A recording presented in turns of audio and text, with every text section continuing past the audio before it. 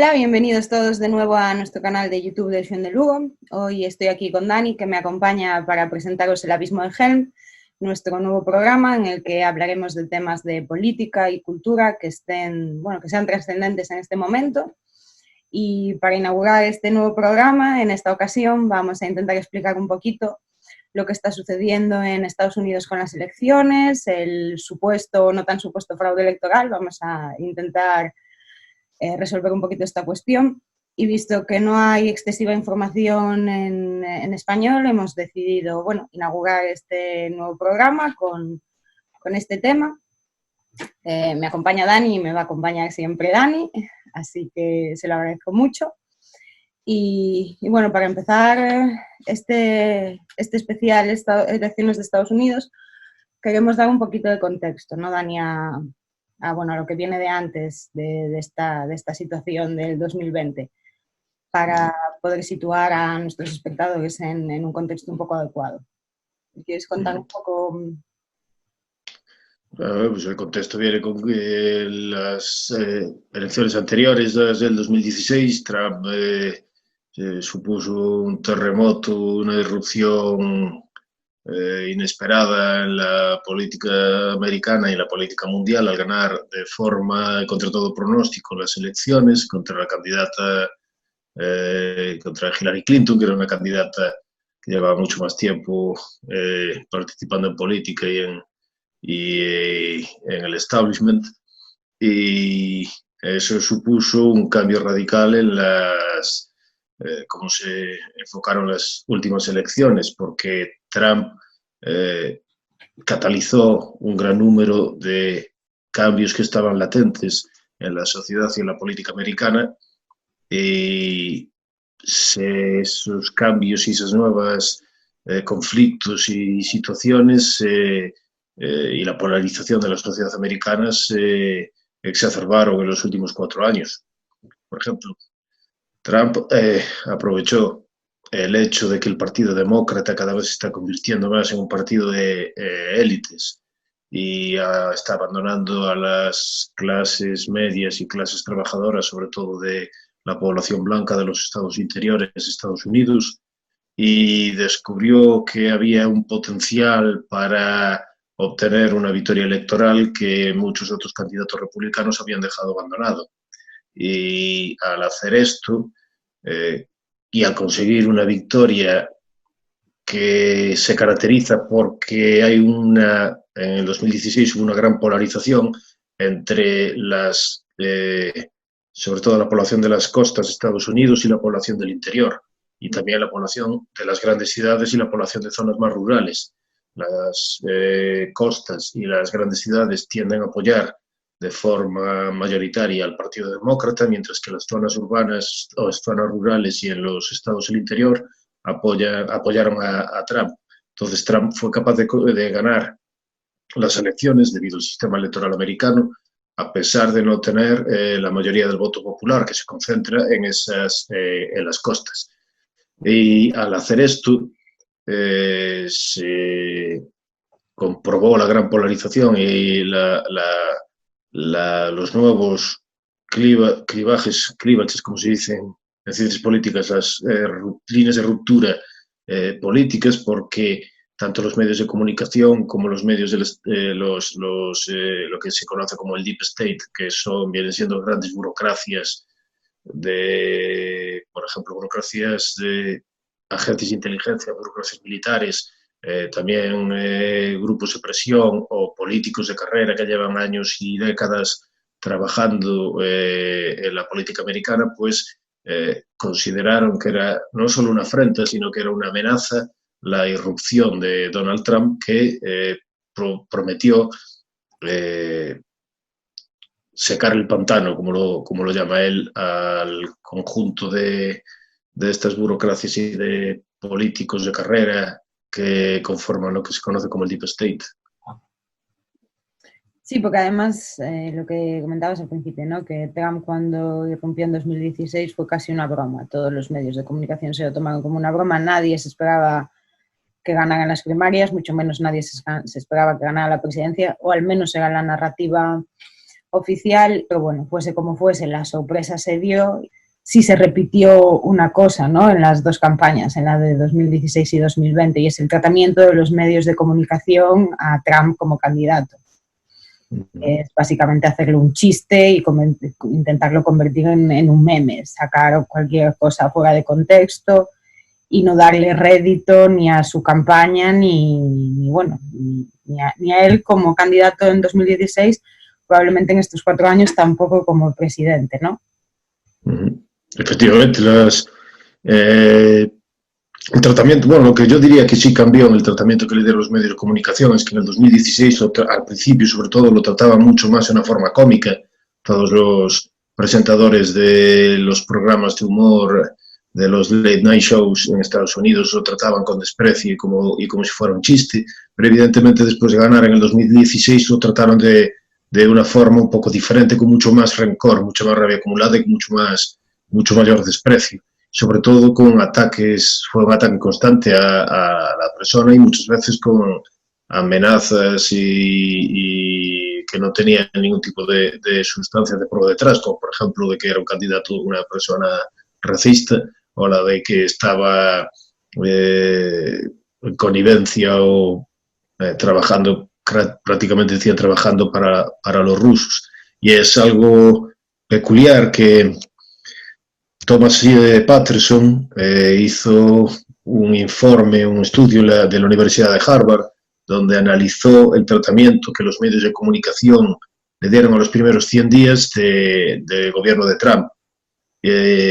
Analizó las noticias de New York Times, de Wall Street Journal, de The Washington Post, de CBS, CNN, Fox, y también de algunos medios de comunicación extranjeros como el Financial Times o la BBC y una cadena de televisión alemana. Y lo que descubrió es que primero le dedicaron más tiempo a Trump del que dedicaron nunca en la historia a ningún otro presidente, un 40% prácticamente de todo el tiempo que le dedicaron a las noticias. Y de ese 40%, o sea, del total del tiempo que le dedicaron a las noticias de Trump, la inmensa mayoría tenían un sesgo tremendamente negativo. El Thomas Patterson, por ejemplo, dice que en los primeros 100 días el 80% de las noticias relacionadas con Trump tenían un sesgo negativo. Y esto contrasta claramente con el tratamiento que se le dio a presidentes anteriores. Obama, por ejemplo, durante los primeros 100 días, solo el 41% del tratamiento de las noticias era negativo. El de Bush, de la guerra de Irak, solo el 57% se le dio un tratamiento negativo, y a Clinton solo el 60%. Es decir, que para Trump se batió un récord espectacular. Ni siquiera Fox, que es la cadena que se supone conservadora principal en Estados Unidos, le dio un tratamiento positivo. Prácticamente fue el 50%, un 52% fueron noticias negativas, un 48% positivas. Es decir, prácticamente mitad y mitad. Y hubo algunas medios de comunicación que el tratamiento fue exclusivamente negativo, es decir, fue algo realmente peculiar. Y esto, a pesar de que, como dijo un ejecutivo de un medio de comunicación, según Thomas Patterson, Trump resultó una gallina de los huevos de oro para los medios de comunicación, porque el ejecutivo esto decía que Trump puede que no sea muy bueno para América, pero es muy bueno para nosotros, porque al ser un candidato controvertido y que da muchos mensajes por Twitter y que es abrasivo y con una gran personalidad y metido en controversias, pues eso promueve el incremento de los ratings en las cadenas de televisión y en los medios de comunicación. Y entonces esto fue algo que se retroalimentó, cada vez hablaban más y más y cada vez iban diciendo cosas más exageradas, y el tratamiento tanto los últimos días de la campaña como los días posteriores es algo que clama al cielo, tanto en Estados Unidos, pero no solo en Estados Unidos, también el tratamiento de los medios de comunicación españoles es auténticamente vergonzoso. Es vergonzoso, no solo porque pueden estar a favor o en contra de un candidato, es que no hacen el más mínimo trabajo para estudiar o para contar los hechos de una forma mínimamente objetiva, independientemente de que después tengan un punto de vista editorial en un sentido o en el otro. prácticamente ninguno está haciendo su trabajo como periodistas. Y no solo los medios de comunicación, también hay otras entidades, como por ejemplo las encuestas y las grandes compañías de telecomunicaciones que también tuvieron una acción, un comportamiento bastante que desear. Sí, ¿no? Porque Trump desde 2016 a 2020 pues ha estado 4 años en la presidencia y esos 4 años se han desarrollado en base a qué hitos se le pueden adjudicar a Trump en estos 4 años y bueno, digamos un poco con qué situación se ha enfrentado. Hitos, creo que el más considerable es no haber iniciado ninguna guerra y sacar soldados de donde los habían metido otros. Creo que eso se lo puede conceder cualquiera. No sé qué dices tú. ¿Qué piensas? Sí, sin duda. Hombre, yo como libertario tengo algunas cosas a favor de Trump. Desde luego me gusta mucho más que los los dos candidatos demócratas que se presentaron a las 2 elecciones. Pero también tengo algunas cosas en contra, pero el hecho de no haber iniciado ninguna guerra y adoptar una política exterior eh, de, en la que consiguió éxitos como por ejemplo los tratados de paz en Oriente Medio, me parece que es una de las cosas más positivas que se le puede adjudicar a su presidencia. Sí, y bueno, digamos que su batalla contra el Deep State y el viejo establishment y todo eso que no ha cesado, ¿no? Porque podríamos pensar que una vez llegara ahí, como tantos, pues entrara en el juego y se olvidara de esa lucha, pero no fue así en este caso y sigue con eso y creo que por eso los ha desquiciado cada día más, ¿no? Porque probablemente no haya querido entrar a jugar en el equipo, haya querido seguir por su cuenta y entonces ya pasaron de la risa a los nervios y de los nervios a que están ya básicamente desquiciados con él. Esa es una de las cosas que a mí me parece también más positivas de la presidencia de Trump, porque luego en otras cuestiones de política pública, por ejemplo, hay cosas menos, sobre todo en economía, hay algunas cosas que son menos positivas. Por ejemplo, David Stockman, que fue el director de la Oficina de Presupuestos durante los primeros 4 años de la presidencia de Ronald Reagan, y que progresivamente se fue convirtiendo más y más a la escuela austríaca, pues escribió en el año 2019 un libro sobre Trump que se llama Pick Trump, en el que, a pesar de que dice que tiene determinadas cosas favorables que decir sobre su punto de vista, su aproximación a la política exterior, también critica cosas que a mí me parecen aceptables y que es necesario contar sobre las políticas de Trump, como por ejemplo que a pesar de los mensajes que iba a reducir la deuda pública, no la redujo, sino que la incrementó debido sobre todo al incremento en el gasto militar y también a determinadas medidas de estímulo emprendidas cuando en los primeros meses, debido a los primeros meses del COVID y a los encierros. Sin embargo, también hay que reconocer, como por ejemplo dice Victor Davis Hanson, que escribió también un libro sobre la presidencia de Trump en el 2018, me parece, The Case for Trump. Y él dice eso que apuntas tú, que una de las cosas más positivas de su presidencia es exponer a las élites políticas y mediáticas de Estados Unidos, cómo les saca de control y los saca de quicio con precisamente por ser un outsider, alguien fuera de la política y por su personalidad. Y a mí me parece que es algo muy positivo porque deslegitima de una forma muy importante a las élites políticas y al desprecio que realmente sienten por las clases medias y por la población de a pie. Sí, efectivamente. Yo, bueno, le añadiría también el hecho de que está poderosamente en contra del aborto y a favor de cierta idea de la tradición, ¿no? Y de las cosas viejas. Y entonces yo, pues también es otro, digamos, para mí el tercer punto de lo que hace que me guste mucho. Y ya al margen, bueno, a mí me llama la atención su forma de ser, su personalidad tan incorrecta y tan llamativa, y que me parece un Sí. showman en toda regla, y hace que para mí sea muy entretenido verlo y seguirlo. Es un troll, es un troll. Y a mí me gusta mucho lo que hace, y en la balanza, sin duda, creo que hasta este momento es el único político que puedo decir que sale ganando en lo que llevo yo de vida y en los que he visto yo al menos actuar en política. Independientemente de que no puedo decir que sea un presidente perfecto, y que claro que tiene muchas cosas en las que estoy en contra y políticas de las que nunca podría estar a favor. Pero en una suma de cómo, bueno, de lo que ha hecho y dada la situación que hay, cómo están las cosas en muchos sentidos, pues creo que es una suerte que haya un personaje como Trump en el panorama político internacional, la verdad. Como político populista y como suelen hacer los populistas, cortocircuita a las élites y a las élites partidistas, y en este caso también a las élites mediáticas, y eso lo hizo de una forma espectacular, exponiendo claramente todas sus contradicciones y sus mentiras, y eso para mí es un poco el político que pedía Rothbard,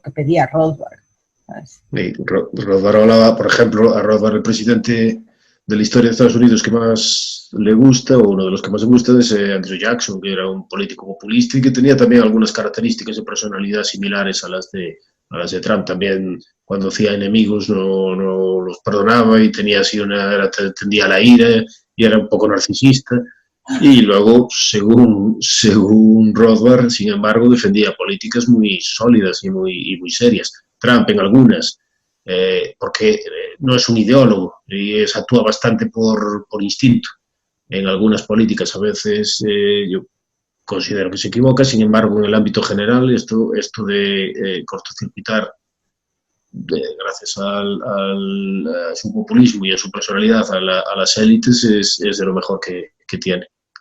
Sin duda. Y entonces, de hecho, digamos que desde el 2016 hasta ahora, ¿no?, hasta la campaña del 2020, se ha encontrado con ciertos molinos de viento que le han hecho las cosas todo lo difícil posible también, porque, como dices tú, él no perdona a sus enemigos, y dijo a viva voz que eran sus enemigos ya en su campaña de 2016. Entonces, por una parte estaría el viejo establishment y todo esto, pero también hay, digamos, unos actores un tanto inesperados que no necesariamente tendrían que tender hacia eso, o que la narrativa que normalmente acompañaban era otra, ¿no? Que estaríamos hablando también de los medios de comunicación y del Big Tech, y también podríamos hablar en particular de plataformas como Twitter, Facebook, Instagram, YouTube también, que están, digamos, de alguna manera censurando la información, castigando un tipo de corriente ideológica concreta, y desde luego castigando con toda su fuerza a Trump. Entonces, ¿qué te parece si comentamos un poquito el papel de estos nuevos actores inesperados que se han puesto claramente en contra de Trump? Bueno, antes de hablar de los del Big Tech, por ejemplo, me gustaría hablar de lo de las encuestas, porque una de las cosas que ocurrió también en el 2016 fue que la práctica mayoría de las encuestas realizadas no acertó absolutamente nada al predecir quién iba a ser el candidato. Y después de unos meses en los que supuestamente hicieron autocrítica e iban a corregir los errores que decían que habían identificado, en estas elecciones volvió a ocurrir exactamente lo mismo, pero de una forma escandalosa. Es decir, durante meses y meses se estuvieron publicando encuestas en las que se daba por descartado cualquier tipo de posibilidad de que Trump ganase las elecciones. Hubo encuestas en las que se llegó a afirmar que un estado, Wisconsin, 17, en una de ellas, del ABC, que ganaba por 17 puntos a finales de octubre, y al final acabó ganando por un punto, me parece, una cosa parecida, una cosa así, una diferencia muy pequeña, bueno, ganando. Una diferencia muy pequeña. Y esto es algo que no o sea, el error de las encuestas o la falta de acierto de las encuestas es algo que reconocen hasta los medios de comunicación mainstreams. Por ejemplo, una noticia del Washington Post el 5 de noviembre de 2020 dice que la media de error, la media por lo que se equivocaron las encuestas en relación con Trump fue de casi 5 puntos. Y Trump durante toda la campaña estaba avisando, estaba afirmando que este tipo de encuestas se llamaba suppression polls, es decir, encuestas de supresión para desanimar a los votantes republicanos y evitar que votasen a favor de Trump. Y parece, no voy a decir que una conspiración en ningún sentido, pero desde luego que no hicieron su trabajo de una forma adecuada y cometieron los mismos errores que en el 2016. Probablemente por el odio que le tienen a Trump o por otro tipo de incentivos. Los mismos o peores, ¿no? ¿Perdón?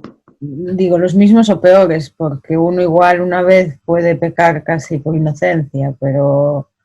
Bueno, sí, yo ya nunca, a mí las encuestas nunca me gustaron y nunca me parecen una forma muy... es una forma de estudio político el que hay que desconfiar bastante, puede tener su cierta utilidad, pero hay que desconfiar bastante. Pero en este caso parece ser que además de que los propios errores metodológicos, parece ser que también había bastantes sesgos o intereses en plantear la narrativa de que Trump no podía ganar. Sí, además es curioso, ¿no? Porque mantuvieron esa narrativa hasta el mismo día de las elecciones y, sin embargo, el día de las elecciones nadie parecía sorprendido de cómo se estaban sucediendo los acontecimientos, que mucho menos daban victorias de 17 puntos a Biden. Pero bueno, antes de llegar al día de las elecciones vamos a analizar un poquito eso, el Big Tech, estos medios de comunicación y cómo han controlado el relato de la campaña electoral y bueno, y de las expectativas de la nueva presidencia, ¿no? De las elecciones de 2020. No sé qué te parece, qué te llama más la atención. Bueno, sobre todo quedó muy claro que las preferencias políticas de los responsables de Facebook y de Twitter se inclinan claramente hacia el Partido Demócrata y eso quedó expuesto de una forma brutal. De hecho, es una de las cuestiones relacionadas con lo que decíamos antes, que el Partido Demócrata se está convirtiendo en el partido claramente el partido más apoyado por las élites en Estados Unidos. Pues no solo Big Tech, sino que las compañías, las grandes compañías de Wall Street fueron los principales donantes a la campaña de Biden, mientras que Trump, por el contrario, se financiaba a través de pequeños donantes. Y esto es bastante indicativo de que el Partido Demócrata no es el partido que, como dicen ellos, que representa a los trabajadores o a las clases medias. Y Facebook y Twitter representaron un caso especial de este tipo de acciones, puesto que hicieron algo particularmente importante cuando Trump sacó la noticia de que tenía el ordenador de uno de los hijos de Biden, Hunter Biden, en el que había pruebas o había indicios de que tanto él como su padre habían estado relacionados con corrupción en el caso de una compañía ucraniana y recibiendo grandes cantidades de dinero. Bueno, pues cuando Trump, a través de su abogado, Rudolph Giuliani, expuso a los medios de comunicación, principalmente a través de un medio de comunicación que era el New York Post, estas conexiones y estas evidencias, todos los medios de comunicación dijeron desde el primer momento que eso era imposible, que eso era una tontería o que era una fantasía, y dejaron inmediatamente de hablar o de preguntar o de siquiera de informar sobre estas cuestiones. Y Twitter censuró directamente las cuentas del New York Post. No solo las cuentas del New York Post, sino también, por ejemplo, la cuenta de la secretaria de prensa de Trump, Kylie McEnany. Y esto es algo bastante revelador, porque durante semanas intentaron suprimir de forma directa cualquier referencia a la existencia de ese tipo de pruebas. Y esto es algo que luego también se está viendo cómo se hizo después de las elecciones, al intentar suprimir o por lo menos desacreditar cualquier afirmación que tenga o que afirme, que sugiera que hay algún tipo o posibilidad de fraude electoral en las elecciones, con una marquita en la que pone estos comentarios no están probados o estos comentarios están sujetos a disputa, o incluso directamente eliminando cuentas o suspendiendo cuentas de Twitter. Sí, de hecho, bueno, eso ha cambiado. Los primeros días de las elecciones directamente ponía que era falso ese claim acerca de las elecciones. Después hubo una audiencia con tanto Zuckerberg como, no me sale nunca su nombre, el propietario de Twitter, con la Cámara de Representantes, si no me equivoco. Y bueno, allí le sacaron un poco los colores, e incluso el de Twitter llegó a reconocer que había estado muy mal la censura del caso de Hunter Biden. De hecho, el senador Cruz le llegó a decir si él era tanto un especialista en fraude como un agente que pudiera resolver casos que estaban depositados en el FBI para censurar toda la información relacionada con el caso. Y a pesar de que parece que le sacaron los colores y se relajaron un poco, no les duró mucho, ya que el otro día estaban censurando la cuenta del senador Mastriano. Le bloquearon la cuenta, de hecho. Con lo cual supongo que siguen en la misma. Y una de las cosas que se les presentó en la audiencia también Cruz fue que sigan un publisher, ¿no? Que sigan lo que vendían o otra cosa, porque al final no se están haciendo responsables de nada de lo que hacen. Venden una libertad que no se corresponde con la realidad y digamos que aquellas reglas que estipulan para prohibir tweets o banear o estas cosas son tan subjetivas como ninguna, ¿no? Porque puede una comediante, si a eso se le puede llamar comediante, compartir una foto de ella con la cabeza cortada de Trump ensangrentada, pero después uno no puede decir que ha habido fraude en las elecciones de Estados Unidos. Entonces, bueno, como mínimo es llamativo y bueno, y también la respuesta, por otra parte, que están teniendo los usuarios, ¿no? Muchos se están marchando, están abandonando las redes o incluso también con los medios de comunicación, como le ha pasado a Fox, con esa caída sin precedentes de la audiencia, de sus shares y tal. Pero, sin embargo, tampoco parece que cambien, ¿no? Que cambien su forma de hacer. Parece que siguen en la misma y que siguen rígidos a... Sí, bueno, primero yo lo de las hearings, las audiencias que le hicieron al tal, normalmente son siempre una pantomima, no tiene muchas consecuencias.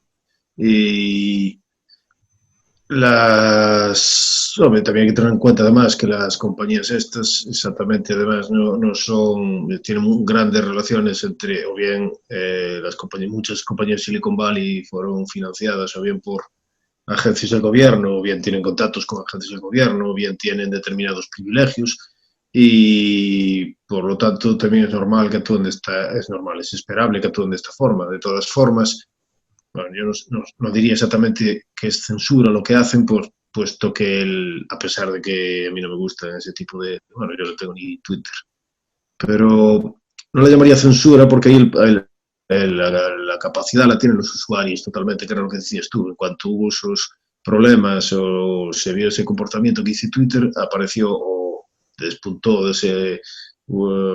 explotó el número de usuarios de una compañía alternativa que se llama Parler. Y el camino que hay que seguir es ese, más que el de reclamar otro tipo de acciones que pueden tener consecuencias perjudiciales para el futuro, para todos. Lo que tienen que hacer los usuarios de determinadas compañías es ver claramente qué es lo que hay y escoger otras alternativas que van a ir apareciendo, van a ir subiendo para evitar el comportamiento que tanto Twitter como Facebook como otro tipo de canales tienen para intentar influir sobre la opinión pública.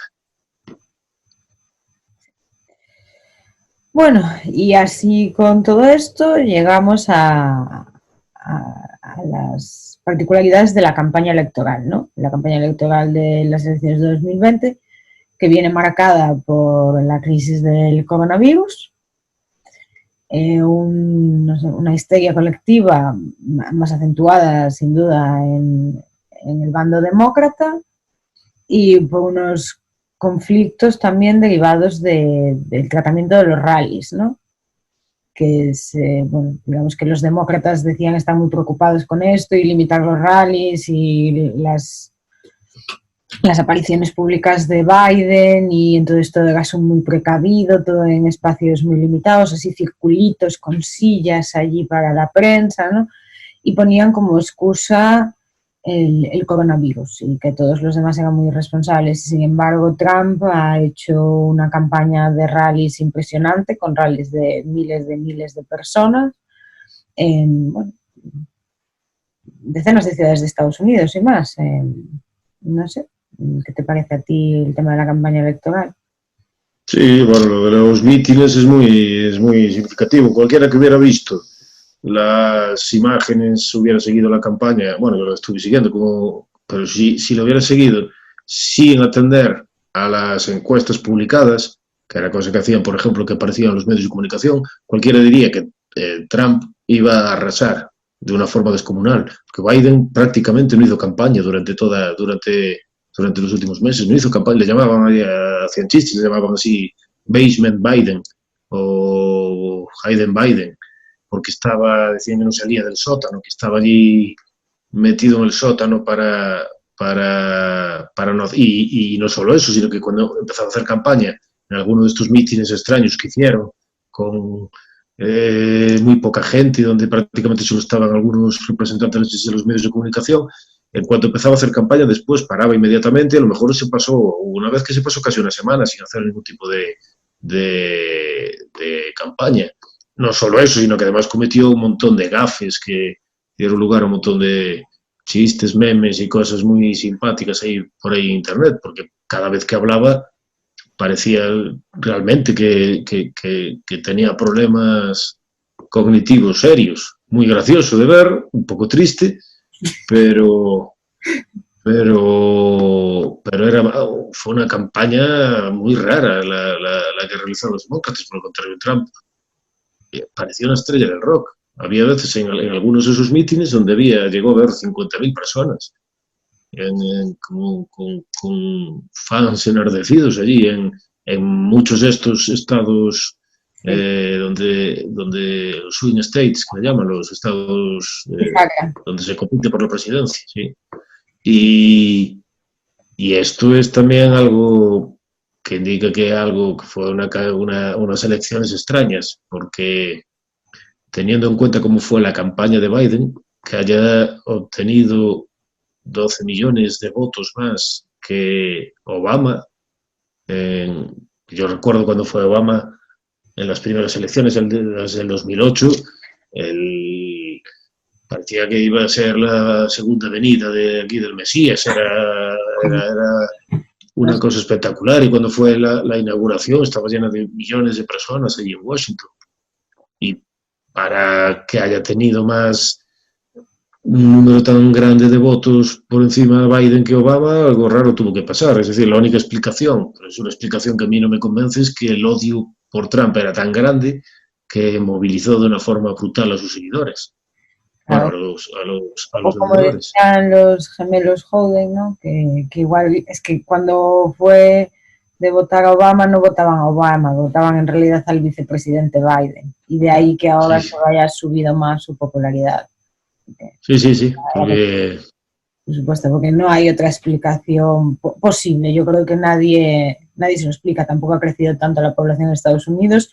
Sumado eso a todos los millones de votos conseguidos por Trump, que son unos también 12 o 13 millones más de votos que en las últimas elecciones, pues estamos en 25 millones de votos más que en 2016 y es una cantidad importante de estadounidenses enfadados y no enfadados, la verdad.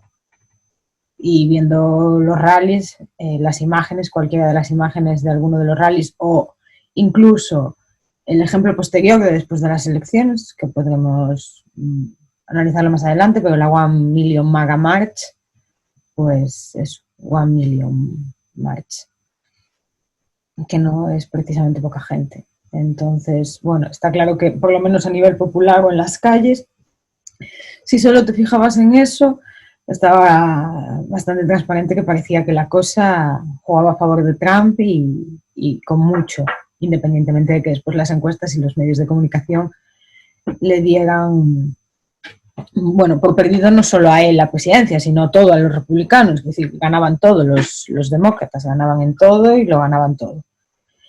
Y bajo, bueno, estas encuestas, estos medios, el Twitter, todo esto, las campañas, llegó el día de las elecciones, ¿no? Ese 3 de noviembre que pasamos hace poquito, que tanto tú como yo estuvimos viviendo en directo minuto a minuto hasta bien entrada la madrugada o la mañana, ya ni me acuerdo.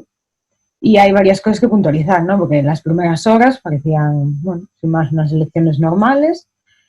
Cuando empezaron los recuentos, Trump iba ganando en casi todos los estados bisagras cuando empezó a entrar la noche y de repente, bueno, antes que de repente, ya los medios de comunicación tenían un tratamiento extraño del día, ¿no? Porque por una parte estaba que, asombrosamente, nadie comentaba lo lejos que estaban las encuestas de acertar en los resultados que se estaban empezando a dar. Nadie estaba sorprendido de que en ningún caso Biden le sacara a Trump 7, 14, 17 puntos de ventaja en los estados. No había comentarios respecto a eso en ninguna parte.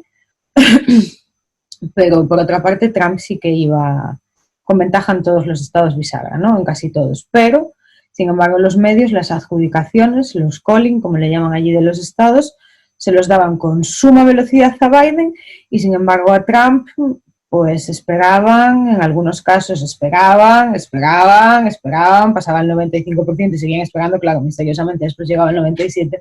El estado hacía un flip increíble para Biden, pero aún así no lo habían llamado antes para Trump y en algunos casos, incluso como Carolina del Norte, no lo adjudicaron hasta el ¿qué? 98, 99% bien entrado.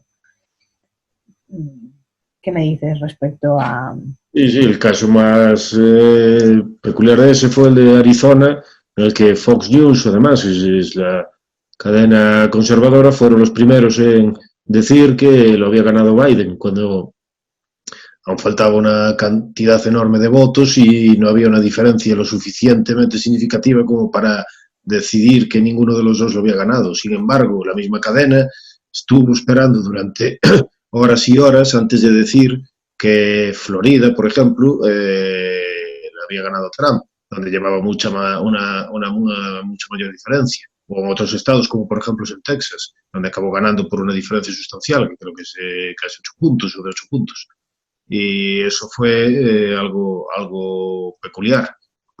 Pero luego, claro, también la cuestión más peculiar fue la de que, llegado un momento de la noche, pues se paró de contar o se pararon de dar datos. ¿Perdón? Fueron a dormir. Bueno, fue durante más de 24 horas, o al menos eso parece. Biden fue a dormir. Sí, el primero. Sí, Biden salió y dijo que no se iba a saber el resultado hasta el día siguiente, por lo tanto que se marchaba. Pero en 6 estados, sobre todo en 6 estados, en Arizona, Nevada, Wisconsin, Michigan, Pensilvania y Georgia, o Georgia, como le llamo yo, porque me gusta decirlo así y ya está, pues se paró de contar o se paró de ofrecer datos durante horas y horas, lo estábamos viendo además en directo y no no había ningún tipo de modificación, durante horas no hubo ningún tipo de modificación, y hasta el día siguiente no empezó a saberse cómo, si los resultados iban a cambiar o iban a seguir tal como estaban hasta ese momento. Sí, también curioso fue que Trump también salió ¿no?, a hablar en el momento en el que salió a dar la rueda de prensa, a pesar de que ya habían empezado a parar en algunos estados los recuentos o los votos empezaban a llegar de muy poquito, él en ese momento llevaba la ventaja, salió a declararse ganador, pero también advertir bueno, que sabía que iba a haber fraude, entonces que se iba a dormir sabiendo que iba a tener que luchar legalmente por la victoria, ¿no? Por una victoria que según él era suya, pero que le iban a quitar. Se fue a dormir y bueno, ¿qué pasó acto seguido? Pues lo que dices tú, hubo un parón importante, en muchos durante horas y horas, en algunos estados una vez empezaron a recontar, el recuento era de 100 votos, ahora metemos 300, ahora 400, en algunos estados yo creo que el recuento no acabó hasta pasadas las 72 horas prácticamente, 48 mínimo, y a partir en algunos se tardó semanas en terminar el recuento. Bueno, entonces, el día siguiente, ¿qué pasó? Estuvieron horas parados los recuentos y cuando volvieron a empezar, en la mayoría de swing states, la cosa empezó a darse la vuelta, ¿no? Parece que los votos empezaron a cortar las diferencias entre Trump y Biden, en algunos estados que eran hasta de 7 puntos, pero fueron cortándolas y finalmente Biden sobrepasó a Trump y fueron adjudicándole los estados, ¿no? No sé si a lo largo del día siguiente o de los 2 días siguientes, yo perdí un poco también el norte de los días y la vida con un sueño cambiado y viviendo más en el horario de Estados Unidos que en el de aquí, pero bueno, digamos que los pocos días después se fueron cerrando los recuentos, se fueron adjudicando los estados, los swing states, los estados bisagra a Biden y los medios de comunicación dijeron que ya había presidente. Sí, efectivamente, sí, fue eso. Pues, la cuestión más extraña de la noche electoral fue ese parón en los datos, que duró horas y horas y horas, y inmediatamente después, al día siguiente, como la ventaja que tenía Trump en muchos de sus estados se fue eliminando. Y una vez pasaron unos días y la ventaja de Biden se iba consolidando, los medios de comunicación inmediatamente declararon como vencedor a Biden. Y ahí fue cuando comenzó las cuestiones relacionadas con el intento de desacreditar las acusaciones de fraude. Dije fraude porque es una mezcla entre Biden y fraude. Las acusaciones de fraude realizadas por la campaña de Trump. Pero no solo esto, ¿no? Porque digamos que en los primeros días los demócratas, incluso famosos, de todo tipo, llamaban impetuosamente a Trump a aceptar la victoria de Biden. Después de haber estado 4 años diciendo que no era su presidente, que no lo iban a aceptar, y después de haber estado 4 años diciendo que las elecciones habían sido un fraude, que habían sido ganadas por Trump gracias a la intervención del gobierno de Rusia. Y otra cosa curiosa a este respecto es que, teniendo tan claro que había un fraude, ¿por qué no recurrieron a los medios legales a los que ahora Trump sí está recurriendo y que estaban contemplados en la Constitución de Estados Unidos? Lo único que hicieron fue ladrar durante 4 años, y después de esos 4 años no queriendo aceptar la victoria de Trump, al menos de boquilla, sí querían que al día siguiente y de manera inmediata Trump aceptara la victoria de Biden, ¿no? Sí, incluso Hillary Clinton dijo que fue un error haber admitido en la noche electoral la derrota, y luego pasó los siguientes 4 años diciendo en cada ocasión que podía que la victoria de Trump había sido ilegítima. El propio Biden dijo públicamente que consideraba que era un presidente que no era legítimo y que los demócratas estuvieron diciendo eso y siempre que había habido interferencia de potencias extranjeras en las elecciones americanas. Y sin embargo, después de que Biden supuestamente consiguiera la victoria, eso todo parece como que se cambia completamente la forma de contar las cosas y entonces las declaraciones de Trump se presentaban como si fueran las declaraciones de un loco o de un enajenado. El propio Trump además había afirmado en el 2016 que también en las elecciones del 2016 había habido fraude. Y ya antes de 2012. Sí. Estaban tweets suyos de 2012 hablando de los sistemas de voto y como ya había... Sí, pero en las del 2016, como él fue declarado vencedor, pues no tenía por qué haber investigado. Pero él dijo que un número sustancial de votos, decía él, otra cosa es que tuviera pruebas en la época o no, pero que un número sustancial de votos del Partido Demócrata eran fraudulentos. Lo cual también quiere decir es sin la negativa del Partido Demócrata investigar las elecciones por causas legales, también puede plantear algún tipo de dudas. Pero lo más importante es que inmediatamente después de que los medios de comunicación dijesen que Biden era el ganador, se planteó cualquier tipo de sugerencia de acusación de fraude como si fuera las palabras de un lunático. Sí, Inmediatamente empezaron a decir aquí no hay nada que ver, son las elecciones más seguras de la historia, la victoria es evidente, no hay ningún tipo de evidencia de fraude, de prueba de fraude, y eso lo continuaron diciendo y machacando con ese mensaje durante las últimas semanas, siempre diciendo que no hay absolutamente ningún tipo de prueba o de evidencia de fraude. Había tampoco que ver que mantuvieron a los observadores republicanos en distintas salas a las que se efectuaba el recuento y la comprobación de los votos. Absolutamente no había nada que ver, por supuesto. Pero bueno, era el relato que mantuvieron, que siguen manteniendo hasta fecha de hoy, ¿no? Trump sigue siendo un loco, un golpista y que intenta ganar las elecciones, bueno, por la fuerza de sus amigos los jueces, según el relato de algunos medios, en lugar de haberlas ganado limpiamente en unas elecciones, como dices tú, súper transparentes, donde no hay prueba alguna de irregularidad. Entonces, llegados a este punto, ¿qué dices, Dani? ¿Hay señales de fraude? ¿Qué indicios ha presentado el equipo de Trump, o ya no solo el equipo de Trump, ¿no? Porque las demandas o los procesos que se están llevando a cabo contra las elecciones no son solo del equipo de Trump? Pero hablemos un poquito de esto.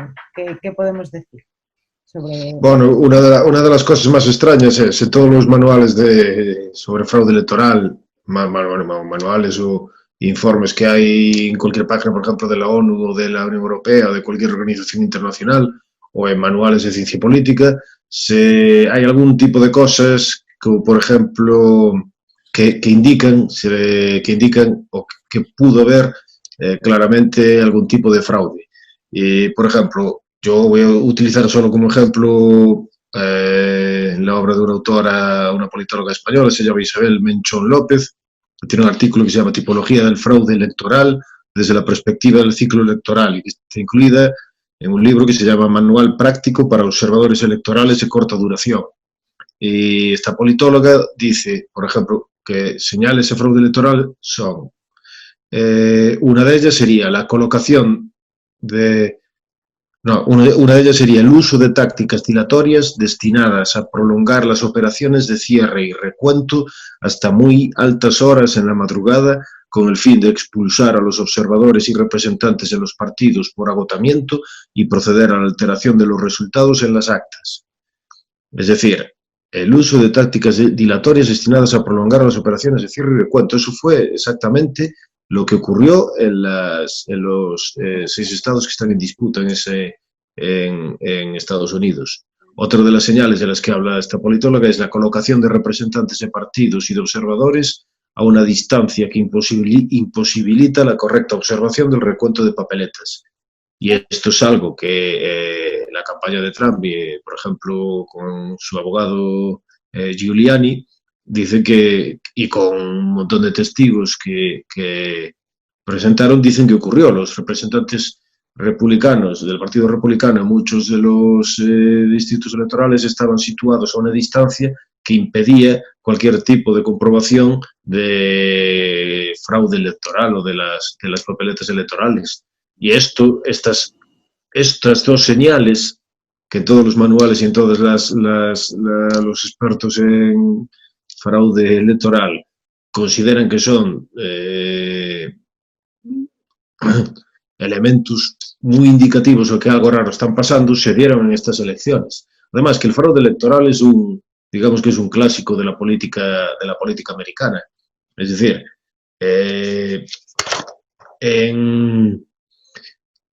y del Partido Demócrata en particular también, tanto Fabrice Leuc como Kauser o Perman, en distintos artículos y en libros, hablan de cómo el Partido Demócrata, después de la Guerra de Secesión en los Estados Confederados, emprendieron tácticas de fraude sistemático para evitar el voto de los negros y el voto de los blancos pobres. Pero este tipo de fraude no solo se corresponde con una época muy anterior, sino que, por ejemplo, la Heritage Foundation tiene una base de datos sobre fraude electoral en el que se recogen que hay 1.302 casos probados de fraude electoral y 1.125 condenas criminales. Es decir, que no es algo extraño o inaudito en la historia de la democracia norteamericana, como lo intentan presentar ahora mismo los medios de comunicación. Y además de estas señales de fraude electoral, tenemos otro tipo de cuestiones, como por ejemplo algunas anomalías en los resultados. Es decir, antes de entrar en lo que se pueden considerar evidencias de fraude o de irregularidades, hay un tipo de anomalías electorales, que si quieres podemos hablar de eso ahora. Sí. Pues, por ejemplo, el hecho de que Trump consiguiera más votos como candidato a la reelección que cualquier otro presidente anterior. Es decir, Trump consiguió unos 11 millones de votos más que en el 2016. Sin embargo, Obama, cuando consiguió la reelección, obtuvo 3,5 millones menos de votos. Es realmente extraño que un candidato que participa en la reelección obtenga semejante apoyo electoral, incremento del apoyo electoral y no gane las elecciones. Por otro lado, otra anomalía es que Trump consiguió un gran incremento del voto de las minorías. Es decir, creo que fue el candidato republicano con mayor apoyo de minorías desde 1960, y esto es muy significativo, puesto que los medios de comunicación insistían en presentar a Trump como un racista, como un supremacista blanco, etcétera, etcétera. El porcentaje de hombres negros que votaron a Trump, que se acercó casi a las dos cifras, casi al 20%, creo que fue el 18%, y el porcentaje del voto latino creo que llegó al 35% a favor de Trump. Y el porcentaje de voto de votantes negros a Biden descendió por debajo del 90%. Y esto también es muy significativo porque normalmente, históricamente, si algún candidato demócrata obtenía menos del 90% del voto negro, tendía a perder las elecciones. Y esto fue lo que le ocurrió a Biden y no perdió las elecciones. O sea que esto también es una anomalía electoral. Por otro lado, también ocurre algo extraño. Trump ganó en 3 estados que históricamente tienden a predecir cuáles van a ser los resultados electorales, es decir, en Florida, Ohio y Iowa. Desde 1852 solo se produjo un caso en el que un candidato ganara en estos 3 estados y no ganara las elecciones, que fue Nixon contra Kennedy, en unas elecciones que, por cierto, se siguen diciendo que son... Fraude, exacto. que son bastante sospechosas. Donde Y supone que Nixon no quiso acudir a los tribunales por no poner el sistema constitucional o, bueno, electoral de Estados Unidos en duda, ¿no? De cara a la opinión sí, bueno, internacional. Nunca se sabrá, pero siempre quedará esa duda. Y algo similar pasa, perdona que te interrumpa, también con los Bellwether Counties, ¿no? Que son estos condados, cerca de 3.000 condados, que también suelen ser los que votan en consonancia con la elección del presidente. Así parecía lo que decías tú con los estados de Ohio y Florida. Y resulta que también Biden gana a pesar de haber perdido la grandísima mayoría de estos condados. Que hay irregularidad, ¿no? sí, sí, sí, sí. Es, bueno, anomalías, no prueban absolutamente nada, pero son cuestiones que hacen sospechar o que son extrañas, que no se produjeron en ninguna otra elección, en muy pocos casos anteriores. Otro de las anomalías es que en estados como Michigan, Pensilvania y Wisconsin, Biden ganó gracias a una avalancha de votos de votantes negros en 3 ciudades, en Detroit, Filadelfia y Milwaukee. Pero el porcentaje de votos de votantes negros que apoyaron a Biden en el resto de esos 3 estados no estuvo al mismo nivel. Es decir, que solo consiguió ese apoyo en determinadas ciudades que además están muy controladas por los demócratas y que tienen una gran tradición de corrupción, como Detroit o Filadelfia. Otra de las anomalías es que, a pesar de que consiguió muchísimos más votos que Obama, Biden ganó en menos condados que Obama, es decir, en 340 condados menos que Obama. Pasa lo mismo con Clinton. Decían un estudio de Reuters que Biden pierde contra Clinton en la mayoría de condados y ciudades, excepto en algunas pocas ciudades concretas situadas mayoritariamente en los estados bisagra donde se duda del fraude electoral. Otra de las anomalías, eso que creo que ya comentabas antes, es que normalmente un candidato presidencial que gana tiende a arrastrar o a llevar hacia arriba a su partido, a la victoria. Entonces se estaba prediciendo, por ejemplo, que iba a haber lo que llamaban una marea azul, blue wave, en el Senado, sobre todo en la Cámara de Representantes, y sin embargo la Cámara de Representantes, los demócratas obtuvieron una derrota sin paliativos y los republicanos mantuvieron el control del Senado. Es decir, que se produce algo muy extraño, que no solo el candidato no consiguió arrastrar o llevar a la victoria, ayudar a la victoria de su partido, sino que en muchos casos, muchas papeletas solo tienen un voto al candidato presidencial y no se votó a los demás candidatos, lo cual también parece algo extraño. Y por último era la cuestión de que las encuestas le daban la victoria a Biden, pero no le daban otro tipo de indicadores cualitativos, no se la daban, es decir, cosas como la tendencia de registro de votantes de los distintos partidos, o los seguidores en redes sociales, o los ratings televisivos, o las búsquedas online, eran siempre sistemáticamente superiores en el caso de Trump. Y puede ocurrir una cosa, que o bien las encuestas estén acertadas y estos indicadores cualitativos estén equivocados, sin embargo, las encuestas estaban equivocadas también. Por lo tanto, se produce algo extraño, las encuestas estaban equivocadas y también estos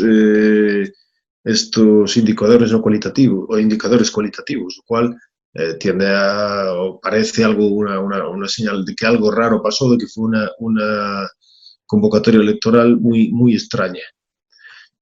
Pero esto es lo que se refiere por las anomalías. Luego tenemos anomalías, digamos, estadísticas, pero luego tenemos también anomalías en lo que se refiere a la votación, al recuento de los votos directamente. La anomalía más importante es esa, de que primero, antes de que se detuviera el recuento a altas horas de la noche, Trump llevaba una gran ventaja en la mayor parte de esos estados bisagra, y cuando después de que se reanudase el recuento, en muchos casos los observadores fueron desalojados de los lugares de recuento o se les engañó diciendo que se iba a parar el recuento, los observadores se fueron y sin embargo se siguió contando. Y de eso hay un gran número de testigos que presentaron declaraciones juradas, que están dispuestos a declarar bajo pena o posibilidad de perjurio, que eso fue lo que ocurrió. Además, después del recuento, hay recuentos estadísticamente anormales. Por ejemplo, después del parón,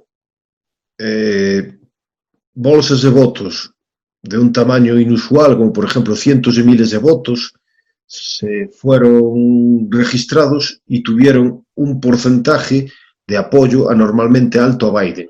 Por ejemplo, cientos de miles de votos que tenían un 90% de apoyo a Biden. Y esto es algo también que es muy sospechoso. Otros de las anomalías es que no se contrastaron las firmas de los votos por correo en algunos estados, o que se destruyeron los sobres de los votos por correo que deben contener las firmas.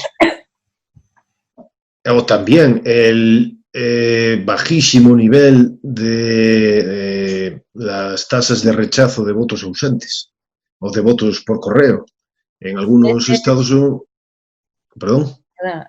Acaba, que en algunos estados, en algunas ciudades, esa tasa de rechazo es del 0,0%, 0,03 o una cosa así, mientras que históricamente había entre un 3 o un 5% de una tasa de rechazo de papeletas que no cumplen los requisitos necesarios como para poder ser contadas de forma legítima. Y de hecho, si se diese una tasa de rechazo similar a la de elecciones previas, Trump ganaría las elecciones. Además, como hablabas antes de los indicadores del fraude, muchos dicen también que el aumento sin precedentes de los absentee ballots, ¿no?, del voto por correo, es otro de los indicadores de posible fraude. Y con estos absentee ballots ha habido muchos problemas, ¿no? Entre ellos los que apunta el estudio de Vote Integrity Project. Es correcto. El Matt Braynard estima, por ejemplo, que él hizo una investigación basada en datos públicos que están a la disposición de cualquier ciudadano, y luego se encargó de llamar directamente a muchas de las personas que supuestamente habían votado en algún estado, o buscó también los datos de residencia de votantes que supuestamente habían votado en un estado. Y así, por ejemplo, él descubrió que más de 20.000 personas que no cumplen los criterios de residencia votaron en algunos estados, como en Georgia. Es decir, que votantes que viven en otro estado y que por lo tanto no tienen legalmente la capacidad para votar en Georgia, sin embargo, emitieron votos en Georgia. Y el margen que él descubrió, que él afirma que descubrió, es superior al del margen de victoria de Biden. De hecho, los datos que está utilizando Matt Braynard ahora fueron reclamados por el FBI, porque el FBI finalmente va a iniciar una investigación sobre el fraude electoral.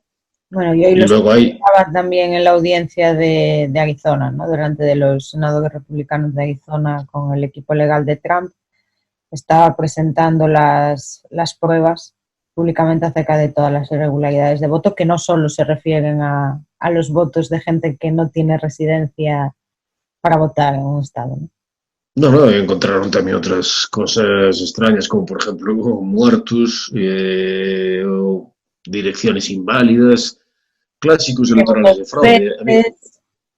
A mí me recordaba mucho la película esta de Martin Scorsese, Gangs of New York, porque en un momento de la película hay unas elecciones también.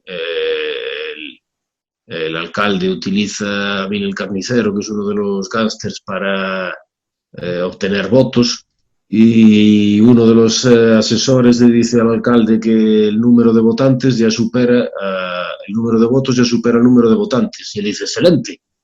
Pero, también ha pasado, ¿no? Que ha habido condados donde el número de votos es mayor al del número de votantes registrados. por lo menos en las proyecciones, por lo menos parece ser que sí, porque luego hay algunos que dicen que eso solo son proyecciones o estimaciones, pero hay algún condado donde se dice que hay un 780% de votantes. O el caso llamativo de Pensilvania, ¿no? Donde hay una diferencia muy importante entre los supuestos mail-in ballots enviados, los recibidos y los contados. De más de 1 millón, de hecho, aunque al parecer también han desaparecido misteriosamente los datos de la web oficial. Sí, bueno, y también hay otras pruebas, por ejemplo, hay testigos con declaraciones juradas que afirman que desaparecieron 47 tarjetas de USB con 50.000 votos y que incluían 50.000 votos. Es decir, las evidencias o las pruebas o los indicios existen de que hubo cosas extrañas, muy, muy extrañas. Otra cosa es que sirvan para probar de forma definitiva que hubo un fraude electoral de tal magnitud que modificó los resultados de las elecciones, pero el problema es que tanto los medios de comunicación como el Partido Demócrata no están siquiera interesados en investigar este tipo de alegaciones. Desde el principio se negaron a aceptar cualquier tipo de posibilidad y dijeron continuamente que no había ningún tipo de evidencias. Eso está empezando a cambiar. Por ejemplo, demuestra también que el FBI ya se vio forzado a iniciar una investigación y como demuestra también, por ejemplo, las encuestas como la de Rasmussen, que casi la mitad de la población americana duda de que las elecciones se hayan desarrollado de una forma legítima. Incluso la de Reuters, que dice que ya un 30% de los americanos creen que ha habido fraude y solo un 55% mantiene que la elección ha sido legítima.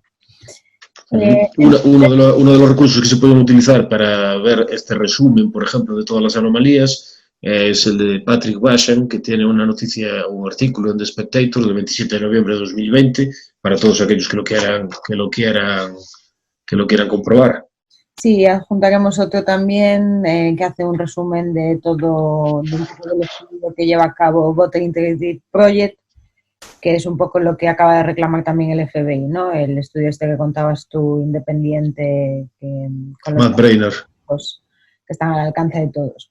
Entonces, esto sería un poco en resumen, porque hay muchas más cosas. Después estarían también la causa que lleva Cindy Powell, la otra abogada, ¿no? Que en un principio parecía formar parte del equipo de Trump, pero que se fue desvinculando. Y pruebas hay muchísimas, o bueno, más que pruebas, dejarme ser correcta, indicios, affidavits o testimonios de problemas con los votos en distintos estados, algunos casos en condados particulares que, pues lo que decías tú, que el fraude parece de una manera mucho más masiva, ya que parece que hasta más del 700% de votos por encima de votantes registrados. Y ahora, entonces, ante estas evidencias de fraude, ¿cuál es el camino que está llevando a cabo el equipo de Trump y cuáles son las distintas posibilidades que tienen? Por una parte estarían los casos que están llevando a los tribunales, ¿no? Que parece que no les están saliendo muy bien, por lo menos a lo que el equipo de Trump se refiere, que sería principalmente el caso de Pensilvania, que ya ha sido desestimado 2 veces por el juez. Cuéntame un poquito más de este caso, Dani. Bueno, hay diversas aproximaciones tanto de la campaña de Trump como de otros ciudadanos o de otras partes que también están presentando alegaciones. Por un lado tenemos las alegaciones relacionadas con el fraude electoral y ese tipo de alegaciones, por ejemplo, está llevando el Rudy Giuliani y presenta... ¿Cómo es? Con la chica jovencita esta, con Ellis, ¿no? Sí, con el equipo legal, no sé ahora el nombre de la señora, sí, pero bueno, que es el Giuliani, creo que es el el que dirige las operaciones. Y ellos presentaron tienen un gran número de declaraciones juradas y de testigos que afirman que hubo elementos sospechosos o irregularidades, como por ejemplo, tienen algunos testigos que dicen que en Michigan tienen 3 testigos que afirman haber visto entre las 4:30 y las 6 de la mañana a las 4:30 de la mañana que se llevaron entre 60.000 y 100.000 votos en cubos de basura, cajas de cartón y bolsas de la compra por la puerta de atrás, contados de una forma muy rápida, sin mirar siquiera el nombre de votante, y que a veces se contaban 2 o 3 o 4 veces. Y de esto tienen testigos. Otra cosa es que se pueda refutar el testimonio de estos testigos o no, pero decir que no es evidencia es una falsedad de todo punto, porque una evidencia, un testigo es una evidencia. No quiere decir que luego lo que diga el testigo sea verdad, igual que no todas las evidencias presentadas en juicio acaban definiendo como que el caso en un sentido o en el otro, pero es una evidencia. En todos los casos, por ejemplo, de asesinato, un testigo es la principal evidencia presentada para determinar si el acusado es o no es culpable. Por lo tanto, la narrativa esa de los medios de comunicación es claramente engañosa. Pero luego, por ejemplo, también tienen testigos de que los representantes del Partido Republicano estaban presentes durante el recuento, pero no estaban a la suficiente distancia como para poder efectuar de una forma razonable el recuento. Eso tienen a los propios representantes de su partido. Aquí intervino el caso de Pensilvania, ¿no? La desestimación del juez, la interpretación. Correcto, porque una de las cosas que ocurrió, una de las cosas significativas es que en la Corte Suprema, me parece, de Pensilvania, lo que se decidió, no se ponía en cuestión que lo que contaban los abogados de la campaña de Trump fuese falso. Lo que se decidió era que la interpretación de la ley quería decir que los observadores del Partido Republicano o cualquier otro tipo de observador solo tenían que estar presentes en el edificio en el que se estaba realizando el recuento. Y como en algunos casos, o en este caso en concreto, estaban presentes en el edificio en el que se estaba realizando el recuento, por lo tanto no se vulneró la ley. Sin embargo, estos individuos estaban a una distancia de donde se realizaba el recuento tan grande que no les permitía realizarlo. Lo cual parece que es una interpretación bastante absurda de la ley. Y a mí lo que me resulta sospechoso es que la interpretación, que para desestimar el caso se tenga que recurrir a esta interpretación, pero que no se considere que los elementos factuales presentados no se correspondan con la realidad, sino simplemente la interpretación prácticamente literal de lo que dice la ley de una forma un tanto sesgada. Pero bueno, esto por un lado es lo que está haciendo el equipo de Trump en el caso de Giuliani. Luego, por otro lado, tenemos las demandas presentadas por Sidney Powell, que me parece que se extralimitó bastante en su retórica cuando hablaba de liberar el Kraken y todo eso, porque sí presentó determinadas evidencias, bastantes evidencias, pero me parece que la retórica que utilizaba era superior a la realidad. Y luego, además de las demandas a Powell, tenemos también, por ejemplo, otra que es importante, que es una demanda presentada por algunos senadores estatales republicanos en el estado de Pensilvania, Sean Parnell me parece que es uno de ellos, que no hablan de fraude o no se refieren al fraude, sino que se refieren a determinadas irregularidades. En este caso, se refieren a que el establecimiento de las reglas por las que se iba a regir el voto por correo en estas elecciones es inconstitucional. Es decir, estos senadores dicen que lo que es el Acta 77, que determinaba cómo se iba a regir el voto por correo, no se corresponde con lo que la Constitución de Pensilvania establece para regular el voto por correo, que son 4 condiciones, cuatro situaciones muy específicas. Entonces, para que el Acta 77 tuviese validez, tendría que haber habido una modificación, una enmienda de la Constitución, una enmienda que no se produjo y no se produjeron, no se siguió el procedimiento necesario para reformar la Constitución de Pensilvania. Por lo tanto, estos senadores afirman que las reglas electorales que permitieron el voto por correo en las elecciones en Pensilvania son inconstitucionales.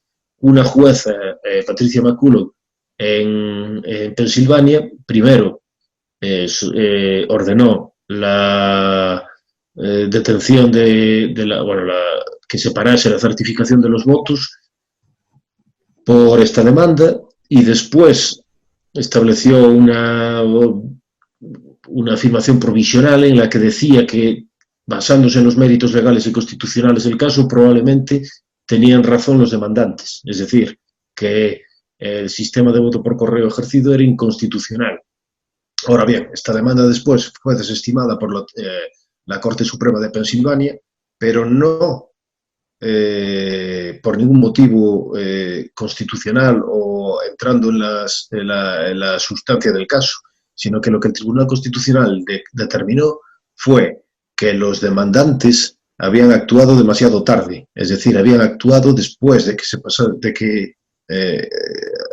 se celebrasen las elecciones y que por lo tanto tenían que haber actuado antes. Sin embargo, muchos expertos legales dicen que esta interpretación es absurda, puesto que antes de las elecciones no podían haber afirmado que sufrieran un determinado daño, precisamente porque no se celebraran las elecciones. Y en muchos casos, hay algunos abogados que dicen que en muchos casos en los que se presentan demandas similares antes de que ocurran las elecciones, los tribunales desestiman las demandas porque se afirma que deberían haber probado la demanda después de las elecciones, lo cual demuestra o indica que la afirmación de la Corte Suprema de Pensilvania es un tanto sospechosa, un tanto extraña. Parece como que simplemente quieren decirle que no, lo hiciste muy tarde, ahora da igual, aunque sea inconstitucional.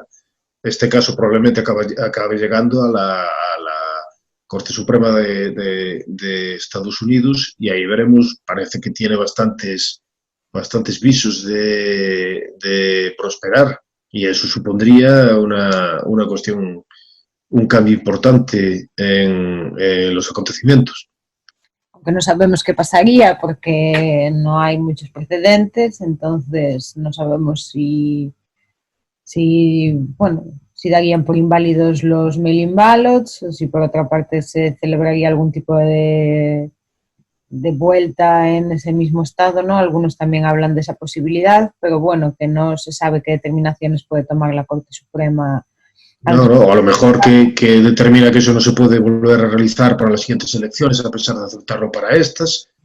No está muy claro. Incluso la propia jueza Patricia McCulloch decía que no tenía muy claro cuáles serían los posibles remedios al problema señalado. Pero lo que sí es importante es si incluso ahora teniendo en cuenta lo que dijo la jueza Patricia McCulloch. Y además, si ocurre que el Tribunal Supremo le da la razón, si esto va a la Corte Suprema y le dan la razón a los demandantes, entonces los representantes republicanos sí que tendrían una batería de argumentos muy fuertes para obtener o seguir otro camino, que es lo que se conoce como el de la victoria contingente. Sí, que hablaremos ahora de esto, porque lo que hay que dejar claro es que Trump, para conseguir la victoria, necesita que los resultados cambien o que puedan cambiar al menos en 3 de los estados bisagra que están en disputa. Efectivamente, porque Biden tendría que obtener menos de 270 votos en el colegio electoral. En el colegio electoral. Entonces, ¿qué es esto de la victoria contingente? Que sería, bueno, digamos que las victorias judiciales o si la Corte Suprema les da la razón en alguno de los casos, tal, ayudarían o no sabemos cómo se podría derivar, ¿no?, en esto, pero por otra parte hay esta posibilidad que es la victoria contingente a través del colegio electoral. Y esto es una posibilidad que está sobre la mesa debido a la propia Constitución de Estados Unidos, ¿no, Dani? Es correcto, porque la Constitución de Estados Unidos, el artículo 2, sección primera, determina que a quien le corresponde nombrar a los electores es a los legislativos de los estados. Esto quiere decir que los estados, o sea, los legislativos de cada estado, no están obligados constitucionalmente a seguir lo que determina el voto popular, sino que si consideran que hay determinados elementos de sospecha que pueden indicar que la elección estuvo comprometida, que tienen indicios de fraude, podrían escoger o bien votar por otro candidato o bien determinar que no se le dan los votos a nadie. Entonces el procedimiento sería el siguiente. Si cuando se ocurren las elecciones, normalmente el poder constitucional, constitucionalmente, quien tiene la capacidad de decidir o de seleccionar a los electores son los State Legislatures, que vienen siendo legislativos, no sé exactamente cómo traducir, los parlamentos estatales o el poder legislativo estatal. Pero tradicionalmente estos parlamentos o bien delegaron ese poder en esa capacidad o bien en el secretario de Estado del Estado en cuestión o bien en los gobernadores de los estados y por lo tanto, o también establecieron leyes que indicaban que tenían que seleccionar los electores del colegio electoral de forma congruente con lo que dictaminó el voto popular. Ahora bien, porque en las elecciones americanas no se escoge directamente el presidente, sino que se establece este voto, se establece el voto popular, luego se escogen a una serie de electores que van a acudir a lo que se conoce como el colegio electoral y estos electores son los que escogen al presidente. Entonces se necesitan 270 votos para tener la mayoría en el colegio electoral y obtener así la presidencia. Entonces, una de las cosas que puede ocurrir es que debido a los indicios de fraude o debido a las pruebas presentadas, los poderes legislativos de algunos de estos tres estados que están en cuestión decidan, y que están controlados por los republicanos, decidan que el voto está comprometido, que hubo señales de corrupción y entonces escojan a los electores de tal forma que no se corresponda con lo que dice el voto popular.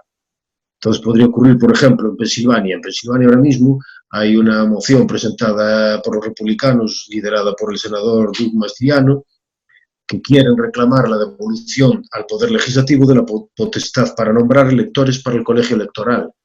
En Pensilvania, la secretaria de Estado ya certificó los votos para decir que ahora hay que escoger los electores según la certificación de sus votos.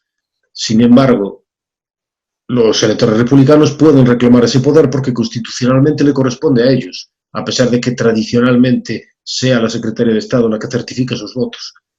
Si se atreven a hacer esto los republicanos, o si hay suficientes pruebas de tal forma que pueden hacerlo de una forma justificada, y si esto se realiza en tres estados, puede ocurrir que se llegue al colegio electoral teniendo dos grupos distintos de electores por cada estado, es decir, los que determinan, en este caso, por ejemplo, en Pensilvania, la secretaria de Estado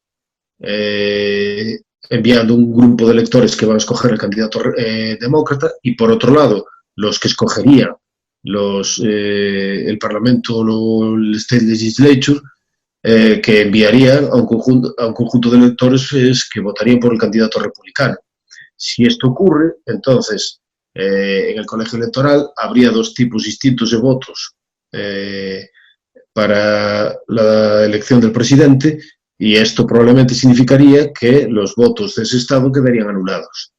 Y si ocurre en 3 estados, Biden no sería capaz de llegar a los 270 votos y por lo tanto no podría ser nombrado presidente.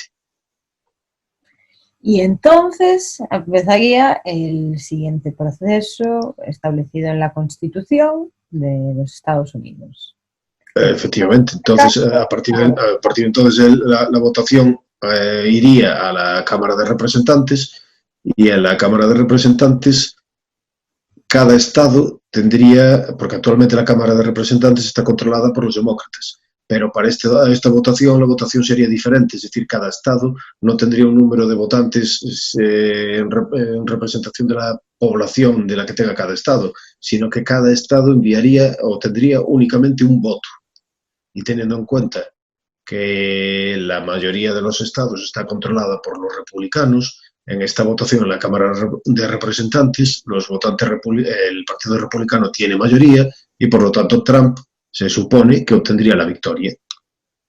Y esta es una posibilidad si las pruebas presentadas, tanto en los distintos casos que hay actualmente en los tribunales, como la investigación del FBI o la de Matt Braynard, si se va consolidando la opinión pública la idea de que estas elecciones efectivamente tienen cosas muy sospechosas y que no deben ser certificados los votos, los representantes republicanos pueden verse forzados, muy a pesar de muchos, porque muchos de ellos probablemente no quieren absolutamente tener nada que ver con esto, porque es un riesgo, bien porque están en contra de Trump, bien porque no quieren ponerse en una situación de riesgo, pero a lo mejor se ven forzados a tener que actuar de esta forma, y entonces Trump tiene una posibilidad de ganar las elecciones. Yo creo que todavía la probabilidad es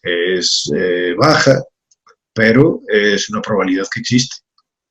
Efectivamente, existe, y digamos que, bueno, estamos grabando este programa la noche del martes y bueno, cuando empezamos aún estaba la presentación de Arizona, ¿no?, del equipo legal de Trump con los senadores.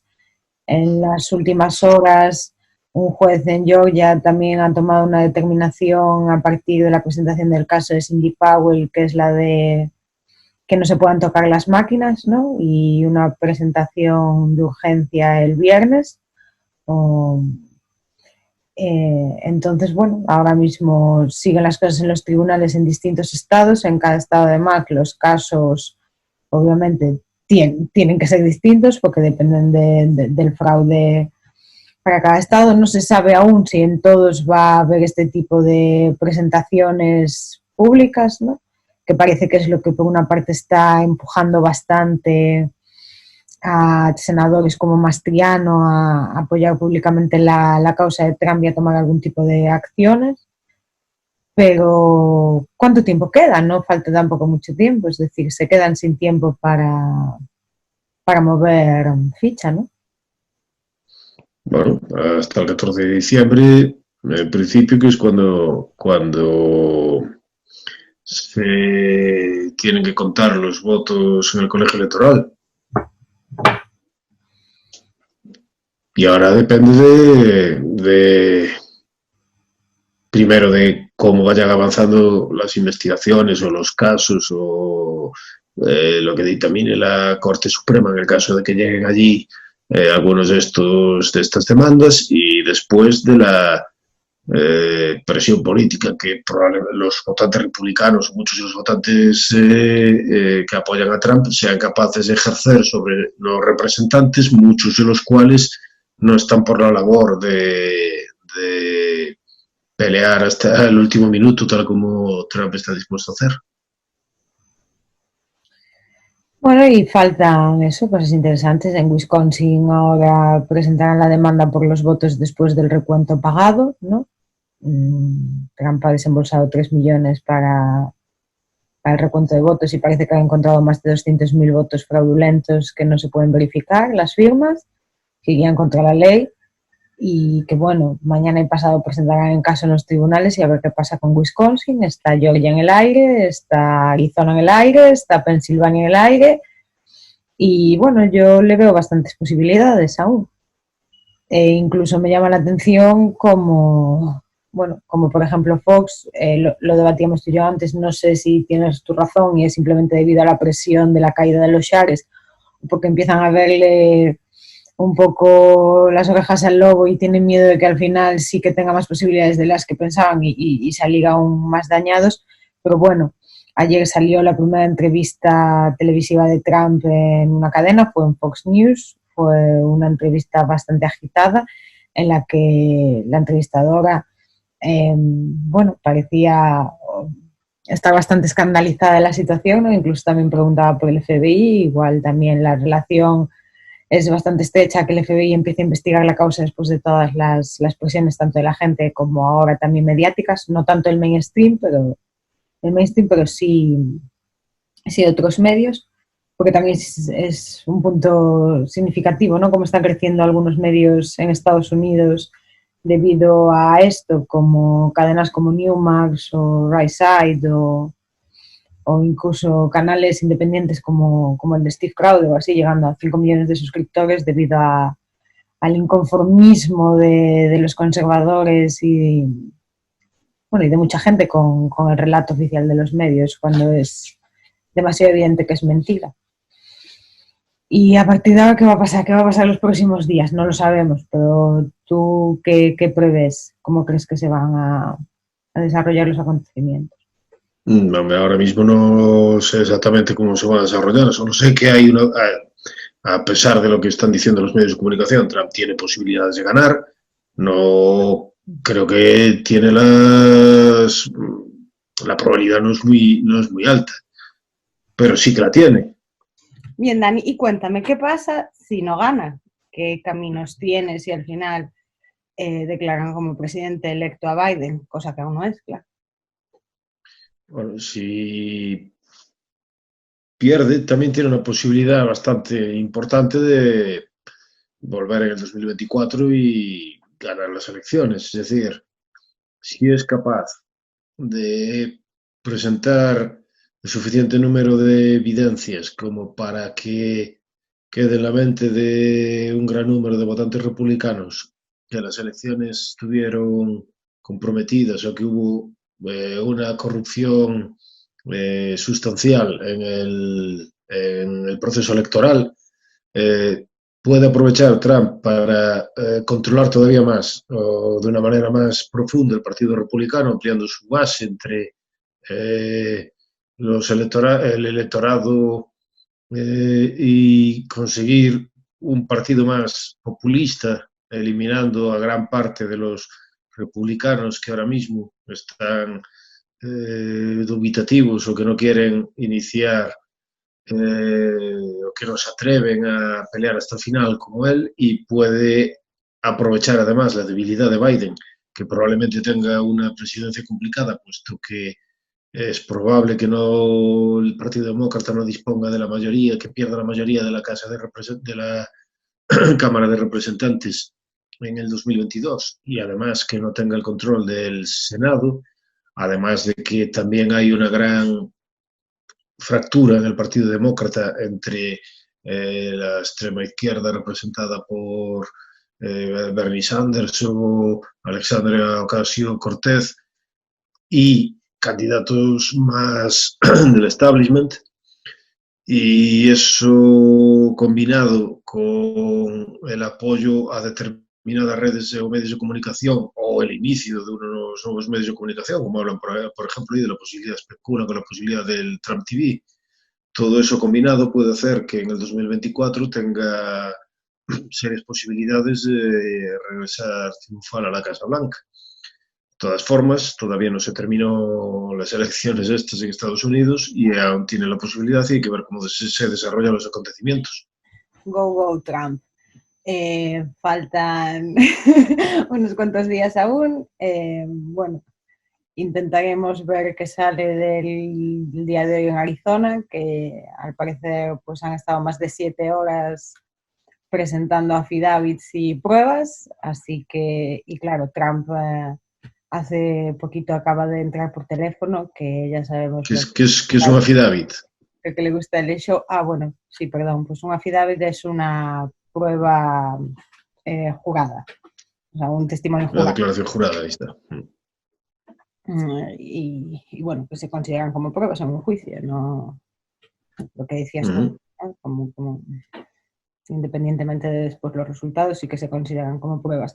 Y bueno, casos abiertos en casi todos los swing states, los estados bisagra, y veremos cómo se desarrollan estos días. Lo que está claro es que hasta ahora es llamativo cuanto menos la capacidad de resistencia que tiene Trump y la capacidad que han tenido él y su equipo para mantener a todo el movimiento de MAGA encendido, ¿no? Y pidiendo justicia o al menos transparencia en el proceso electoral. Ha habido muchas marchas, sigue habiendo concentraciones en muchísimas ciudades a lo largo del fin de semana pasado, de estos días, y ya están muchas también cerradas para el fin de semana que viene. Creo que en ese sentido no hay nada que reprocharle. Me parece que los demócratas esperaban que se diese por vencido porque tampoco consiguiera ese apoyo popular debido a la magnitud de lo que está diciendo, ¿no? Pero bueno, hasta ahora parece no llevarlo tan mal y parece que aún tiene posibilidades, así que esperemos a ver qué pasa. Y bueno, dicho esto, dar las gracias a todos los espectadores que nos han estado viendo.